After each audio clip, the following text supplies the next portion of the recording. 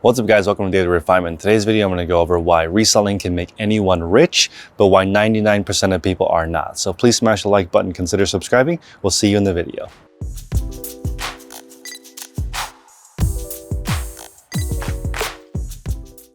So just to clarify, everyone can get rich reselling and you don't need any money to start. Anybody listening to this video has something that they can sell on their own and earn at least 1 penny profit. Now, if you take that 1 penny and double it every single day for a month, you'd have over $5 million, and I would consider that rich. However, there's two major problems with this scenario, and I'm gonna go over those one at a time right now.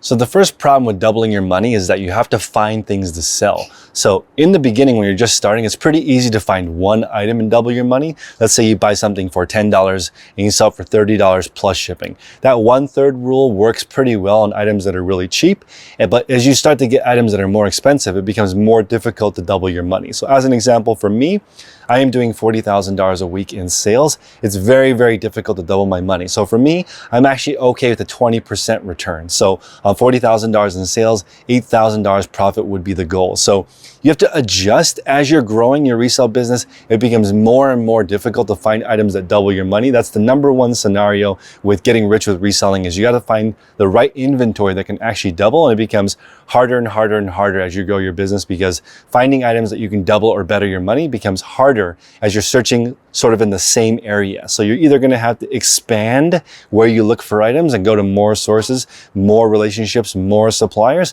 or potentially you could go more expensive. So finding something for $10,000 to make $10,000 profit is much more difficult than finding something for $10 and making $10 profit. So that's the first part, and it leads into the second part. So the second part of the equation is, once you've already found the item, now you have to fulfill the item. So the first part is you have to figure out how to get traffic to your item to find the customer. So finding the customer is really difficult. Companies spend billions of dollars trying to find customers for their items.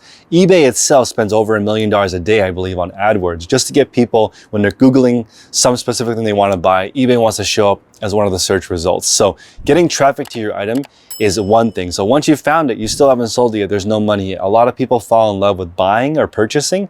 That's not all of reselling. That's just the first part. So once you get the customer to show up at your listing, that's called an impression. So somebody sees your item.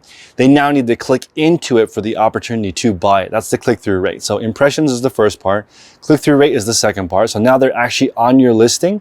Are you doing a good enough job by presenting photos, titles, item specifics, pricing, return policy, shipping? This is the same on every single platform.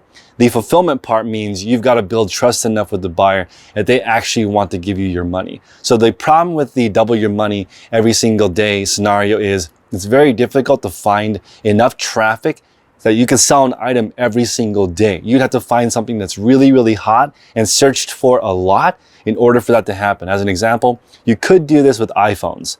There's enough iPhones sold every single day that you could buy one, next day buy 2, next day buy 4, next day buy 8. So then you would have to have, so there's already the traffic. Enough people are looking for iPhones that it would work.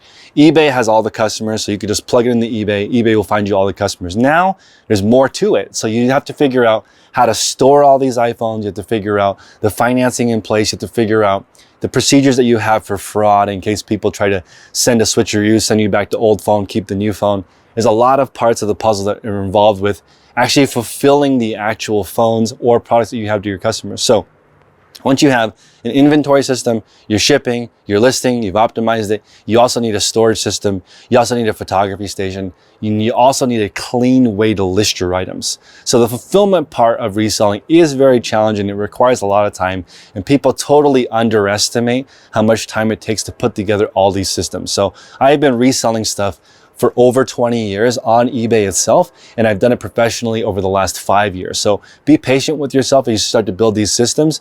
You need to be able to find the items efficiently. You need to be able to fulfill the items efficiently. And on this channel, we really go over the nuts and bolts on how to do that.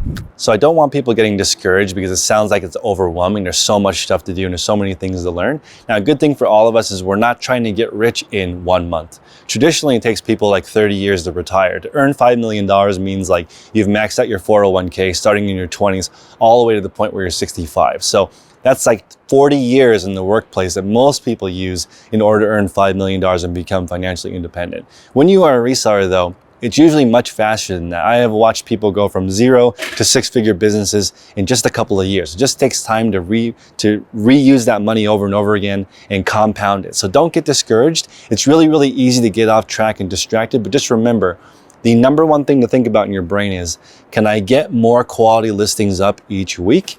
And can I sell a corresponding number of items? So if you're listing 10 items and selling 10 items, think about selling 11 items, listing 11 items, and you slowly grow and compound that. And over time, things become more efficient. So potentially you don't double your money. Maybe you only make 10% on your money. So you spend 100 to make 10, but instead of being able to do that once every 3 months, maybe you can do that twice a day. So this is the Walmart model, being able to sell things in volume. And I can tell you from experience, once your volume is above 30 sales a day, you have a lot more flexibility for how you want to run your business. You can decide to buy more bulk options.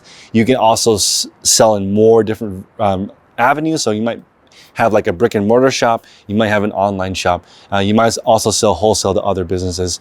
You have more options, but you need to get to 30 sales per day. So 30 sales per day, in my opinion, is a full-time effort.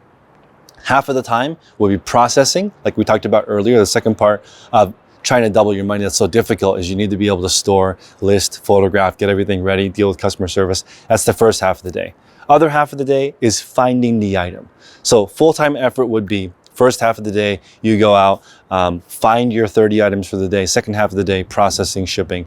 I actually recommend the opposite order. So you fulfill customer service, knock out all your resale business first half of the day. Second half of the day, treasure hunt your heart out. Go look for the best items, and it becomes much, much easier the more narrow your scope is, because you can start really identifying which pieces become easier. One more example is, I just bought a dining room table on Craigslist for $250. It's a solid wood table. I asked the guy, how are you able to sell this at this low of a price, including delivery in the Bay Area with gas prices going through the roof? How can you afford lumber, real wood tables for $250 a piece? And he said, this is the only thing I do. I only sell one table. It's 6 foot by 3 foot, and it's made out of 3 planks that are 6 by 1 foot. The benches that he sells with them are $125 each, so $500 for 2 benches and a table, and he usually sells the combination, and he usually sells 10 per day. So this guy has between a $1 and $2 million business and just sells one item. So people ask, oh, how does he know where the lumber is? How does he know how to build it?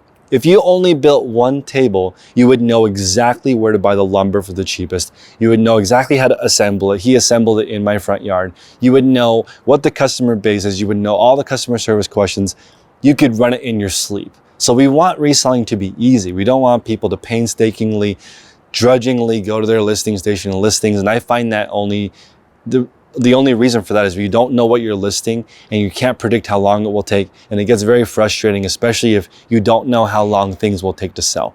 So the wider of array of things that you sell, the less of an idea you're going to know how long it's going to take to sell. So if you're an expert at one thing, you understand the market flow, you can see, okay, you know what, this month stocks are down. I'm in the luxury goods market. Maybe when stocks are down, I don't sell as well. But if you're in the everyday value category like me, when everything is tanking, your business starts to take off because people can't afford the luxury goods. They still want to look good for their friends at the barbecue. So they're still buying something nice for the weekend, but they're not spending 80, 100, 120. Maybe they're spending $20 so they can look fly on the weekend. So you have to understand your market. The more narrow it is, the easier it is to become rich. As Pat Flynn would say, the niches are where the riches are at. Actually, he says the riches are in the niches, but you get what I'm saying. The more narrow your focus is, the easier it is to excel at what you're doing. If you need more help, you can join us at patreon.com/theresellers podcast.